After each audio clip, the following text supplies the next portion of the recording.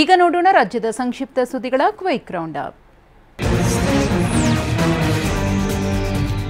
ನಾಳೆ ಕಲಬುರಗಿ ಏರ್ಪೋರ್ಟ್ಗೆ ಪ್ರಧಾನಿ ಮೋದಿ ಭೇಟಿ ನೀಡಲಿದ್ದಾರೆ.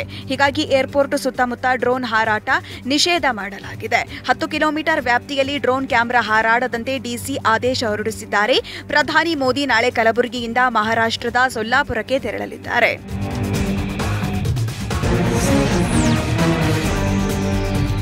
ಕೋಲಾರ ಜಿಲ್ಲೆ ಕೆಜಿಎಫ್ ತಾಲೂಕಿನ ಬೇತಮಂಗಲದಲ್ಲಿ ಅಂಗಡಿ ಗೋಡೆ ಕೊರೆದು ಕಳ್ಳತನ ಮಾಡಲಾಗಿದೆ.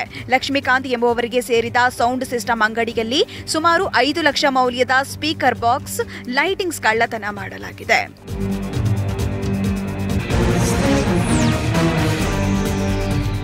ಕೇಂದ್ರದ ನೂತನ ಮೋಟಾರ್ ಕಾಯ್ದೆ ವಿರುದ್ಧ ಲಾರಿ ಮಾಲೀಕರು ರಾಜ್ಯದ ಹಲವು ಭಾಗಗಳಲ್ಲಿ ಮುಷ್ಕರ ನಡೆಸಿದ್ರು. ಮಂಡ್ಯ ಜಿಲ್ಲೆಯಲ್ಲಿ ರೈಲ್ವೆ ಗೂಡ್ಸ್ ಶೆಡ್ ಲಾರಿ ಹಾಗೂ ಸ್ಥಳೀಯ ಲಾರಿ ಮಾಲೀಕರ ಸಂಘ ಪ್ರತಿಭಟನೆ ನಡೆಸಿದೆ.